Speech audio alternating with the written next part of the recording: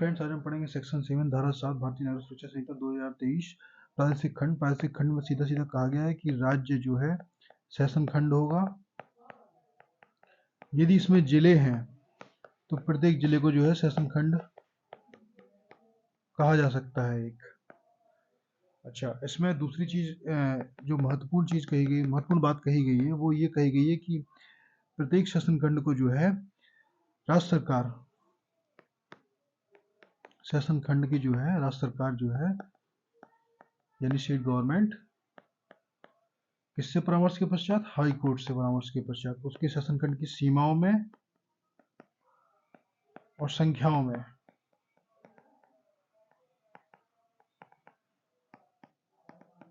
परिवर्तन कर सकती है। किससे परामर्श के पश्चात? राज्य सरकार जो है शासन खंड की सीमाओं में और संख्या में परिवर्तन कर सकती है। किससे? हाई कोर्ट से परामर्श करने के पश्चात। इसके अलावा अगला क्या बात कही गई कि प्रत्येक शासन खंड के उपखंड भी राज्य सरकार बना सकती है। किससे परामर्श के पश्चात? हाई कोर्ट से परामर्श के पश्चात। और उपखंडों में जो है उसकी सीमाओं और संख्याओं में परिवर्तन कर सकती है राज्य सरकार। किसके परामर्श से? हाई कोर्ट से। संबंधित राज्य के हाई कोर्ट से परामर्श के पश्चात राज्य सरकार परिवर्तन कर सकती है। ठीक है ना। इसके अलावा जो भी इस संहिता के लागू होने के समय यानी कि अभी 1 जुलाई 2024 के पूर्व जो भी शासन खंड पहले से बने हुए हैं तो वो शासन खंड जो है उन शासन खंड के बारे में कहा गया है कि इस संहिता के प्रारंभ के समय विद्यमान शासन खंड, जिले और उपखंड इस धारा के अधीन बनाए गए समझे जाएंगे। मतलब कि ये नहीं है कि उनको बनाना पड़ेगा, वो यही सब उनके बारे में यही समझाया है कि वो इसी धारा के अधीन बनाए गए हैं, निर्मित है। ठीक है ना। तो इसको रिवाइज कर लेते हैं। सबसे पहले प्रादेशिक सेक्शन 7 क्या है? प्रादेशिक खंड। प्रादेशिक खंड में क्या कहा गया है कि राज्य जो है या तो राज्य एक शासन खंड होगा, या यदि राज्य के अंदर जिले हैं तो प्रत्येक जिला जो है एक शासन खंड होगा। ठीक है ना।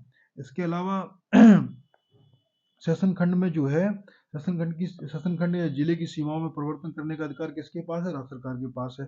राज्य सरकार किससे परामर्श के पश्चात सीमा में परिवर्तन या संख्या में परिवर्तन कर सकती है? शासन खंड की हाई कोर्ट से। संबंधित हाई कोर्ट के से परामर्श के पश्चात राज्य सरकार शासन खंड की सीमाओं में और संख्या में परिवर्तन कर सकती है। इसके बाद अगली बात करी गई है उपखंड के बारे में। तो एक शासन खंड के कई सारे उपखंड राज्य सरकार बना सकती है और उपखंड की सीमाओं किससे परामर्श के पश्चात? हाई कोर्ट से परामर्श के पश्चात। उपखंड की सीमा और संख्या में परिवर्तन कर सकती है। किससे परामर्श के पश्चात? हाई कोर्ट से। संबंधित हाई कोर्ट की परामर्श के पश्चात। ठीक है। इसके अलावा अगली बात जो महत्वपूर्ण है वो ये कि जब ये संहिता लागू होती है उस समय जितने भी शासन खंड है या उपखंड हैं जो पहले से बने हुए हैं, प्रारंभ के समय जो बने हुए हैं यानी विद्यमान है पहले से ही, कि प्रारंभ के समय विद्यमान शासन खंड, जिले और उपखंड इस धारा के अधीन बनाए गए समझे जाएंगे। मतलब जो भी पहले से विद्यमान है वो इस धारा के अधीन ही बनाए गए समझे जाएंगे ये संहिता लागू होने के उपरांत। Thank you very much.